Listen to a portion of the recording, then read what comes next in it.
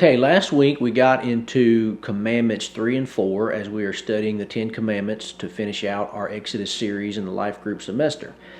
This week we are going to study Commandments 5 and 6. We find the fifth commandment in Exodus chapter 20, verse 12. Honor your father and your mother, that your days may be long in the land that the Lord your God is giving you. Whenever Paul repeats this commandment in Ephesians chapter 6, he says this is the first commandment with a promise attached to it. Honor your father and mother, and he says that all may go well with you.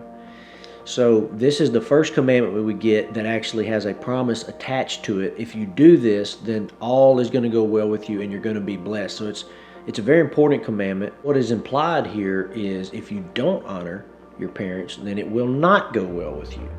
So this is a very important commandment because it shows you how God thinks about honor and how he thinks about parents.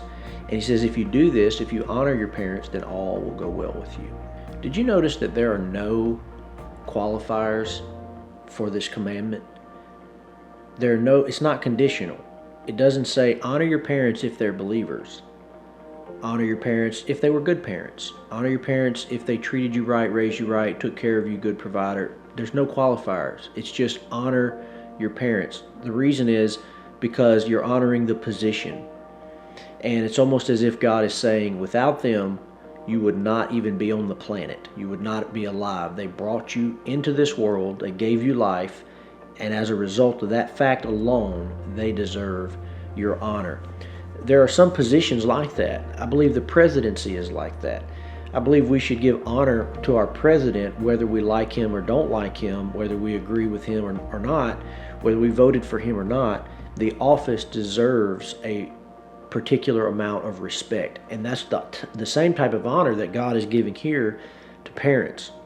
So he says, it's one of the 10 commandments. Honor your parents, show them honor and respect, and all will go well with you. Now, some people, when they hear this immediately, they start thinking about all the negative things about their parents. And some people truly do have very dysfunctional relationships with their parents.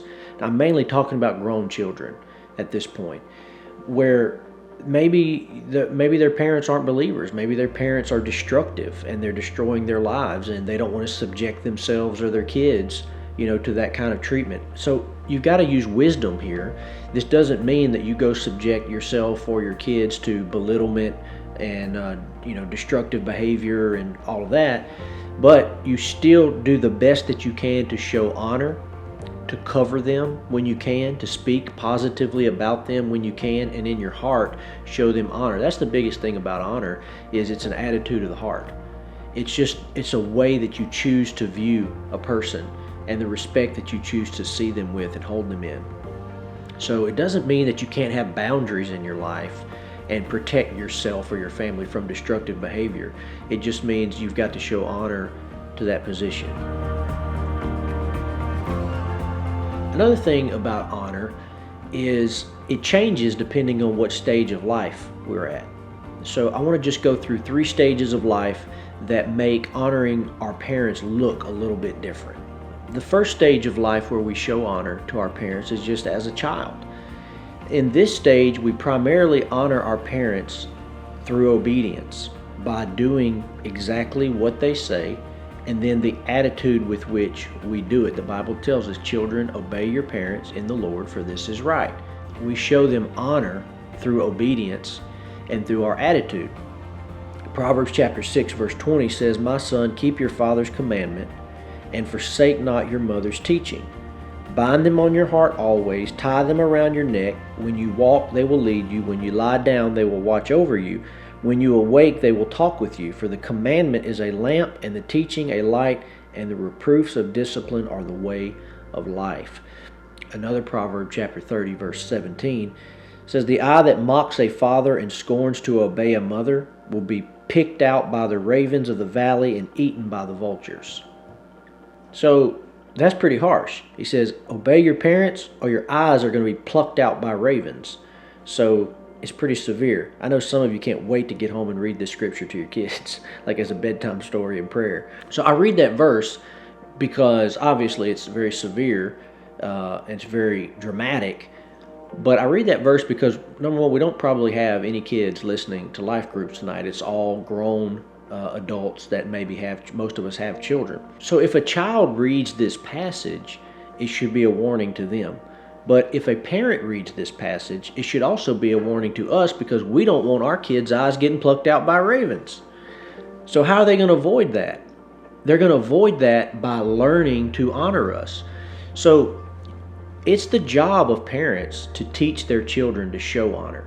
Particularly years ago, people were made to show honor. Kids were made to show honor. Honor wasn't a choice. You didn't talk back to your parents. You didn't dishonor them and show them disrespect, or else not only the wrath of God, the wrath of mom was going to come down on you as well.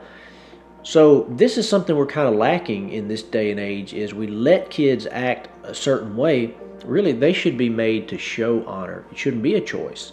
Not only because you as a parent deserve that honor, it's because it's what's in their best interest. That's what these passages are telling us. These passages are telling us if they learn to show honor, all will go well with them. If they learn not to show honor, then their eyes are going to be plucked out by ravens, according to Proverbs chapter 30. And I know that's dramatic, but you get the point of what's being said. No, their eyes might not be plucked out by ravens, but things are not going to go well with them in their life if they don't learn to honor. The next stage of life where we show honor is as a young adult. And this one is a little tricky because you're coming out of adolescence. Many times you're still under your parents' roof, or your parents are still paying for certain things in your life, maybe college tuition or a car or insurance. So you're not a child anymore, but you're in the process of becoming an adult, but there's still some oversight from your parents that are there. You're at a stage where there's a lot more freedom. There's a lot more freedom to make your own choices, to think your own way, to speak freely as you might not have spoken as a child. So it's a little different. This stage is not defined by extreme obedience like the child stage is. In this stage, there's more room to make your own decisions. But it's also a stage where parents can be shown tremendous disrespect as well, because a child is moving to the place where they think they know everything, and they think they know more than their parents. They think they know better than their parents. And all that is pride, and it's also inexperience, and it's immaturity, because you don't actually realize how much you still do not know. And you have to trust that your parents have wisdom and still show them honor, even though you are coming into adulthood yourself. So how do we show honor to our parents at this stage? I think a couple ways. One is ask their advice. Even if you think you don't need their advice, even if you think you can just Google it, you can just YouTube it, still ask your parents for advice. And when they give you their advice, just listen. You don't have to follow it exactly, but you can honor them by seeking out their counsel and seeking out their wisdom and letting them still have that role in your life to pour wisdom into you.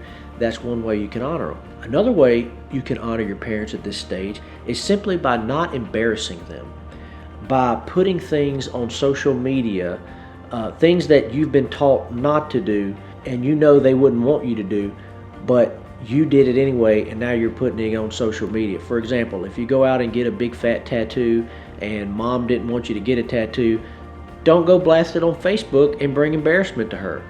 If mom raised you not to go to the club and party and things like that, and that's what you're doing, shouldn't be doing it anyway, but if you are, don't put it on Facebook. You know, it dishonors them. It's embarrassing to them, and it dishonors them in front of their friends that are going to see those types of pictures.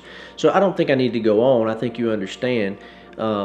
If you're going to do certain things that you know dishonors them, just don't blast it all over social media. It's between you and God whether you do those things. I'm not condoning doing things that your parents, have told you not to do, but especially don't put it all over Facebook where it's going to embarrass them, or don't bring it up in family meetings and family times in a way that's going to embarrass them. So another way to show honor in this stage is just don't embarrass your parents. The final stage of life where we honor our parents is when we become parents ourselves. And so now we've given our parents grandchildren, and we're moving into that stage of life of parenting our own kids. How do we show honor in this stage of life? Well, there are a few ways. One is simply time, spending time with them, because used to, you were in the house and they had more time with you, but then we often move off and we go to college, or maybe we move to another state and we don't get to see them as much. I think the number one way we show honor in this phase is by just spending time with them. The ultimate way that we end up showing honor to our parents, and it usually takes place in this phase, is by caring for them at the end of their life. As parents begin to age, then we now have the opportunity to come in and take care of them and provide for them if necessary, as they once took care of us and provided for us. This is a biblical cycle that you see where parents raise children, they make tremendous sacrifices to raise children, but then the children get an opportunity to return that at the end of their life as parents are aging and beginning to need assistance. In 1 Timothy chapter 5, verse 4, it says, "But if a widow hath children or grandchildren, let them first learn to show godliness to their own household and to make some return to their parents. For this is pleasing in the sight of God." Verse 8, "But if anyone does not provide for his relatives, and especially for members of his own household, he has denied the faith and is worse than an unbeliever." So you can see, again, God takes honoring parents very seriously. And again, this is the ultimate way that we will all have the chance to honor our parents as they begin to age, is by supporting them and providing for them in that time. Okay, commandment number 6 is found in Exodus chapter 20, verse 13. Very simple. You shall not murder. We ought to be good on that one. I think we're just going to go home on that note. So that one should be pretty simple, right? Don't murder. Hopefully we won't have anyone dealing with that sin, in our groups tonight. Everybody kind of look around. Hopefully not sitting next to me. But actually it's not quite that simple. For one reason, some of the older translations, like the King James Version, it doesn't say thou shalt not murder. It says thou shalt not kill. And this has created some confusion about how are Christians supposed to deal with things like war, protecting themselves against a home invasion. Is it okay to kill in certain situations? And from studying this chapter and these words, clearly the proper translation is you shall not murder, not you shall not kill. And we see that almost immediately right after these passages where the children of Israel begin going in to take the promised land. There's a lot of killing going on, but God doesn't consider it murder, and we need to understand why. Essentially, murder is unjustified killing. So it's killing a person when there was not a just cause, or there was not a just reason to do so. Certainly protecting yourself, a just and right war. Not all war is just, but certain ones are. So, fighting against terrorism, a police officer that is required to kill in the line of duty, these are things that would be totally sanctioned and okay, but it's murder that he is against here. Now again, I don't think we have anybody in our group tonight, hopefully, that is dealing with murder. But the New Testament shines a whole new light on what murder really is as well when Jesus comes on the scene. And in the book of Matthew, he begins to expound on some of these Old Testament laws, and he says, whoa, wait a minute, you think you've been following this law perfectly. You're all patting yourself on the back saying, oh, I'm not a murderer, so I don't have to worry about this. But then he tells us this in Matthew 5:21. He says, you have heard that it was said to those of old, you shall not murder, and whoever murders will be liable to judgment. But I say to you that everyone who is angry with his brother will be liable to judgment. So he compares anger with murder.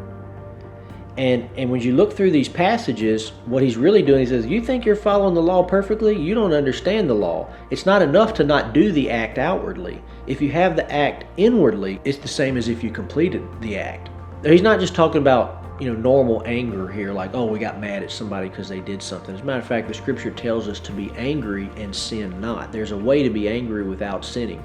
What he's talking about is letting anger build up in your heart and not forgiving a person, and that anger grows and grows and grows to a certain point that it actually becomes hate towards that person. And that if you had the opportunity and there were no consequences and no one would know about it, that you would probably kill or murder that person.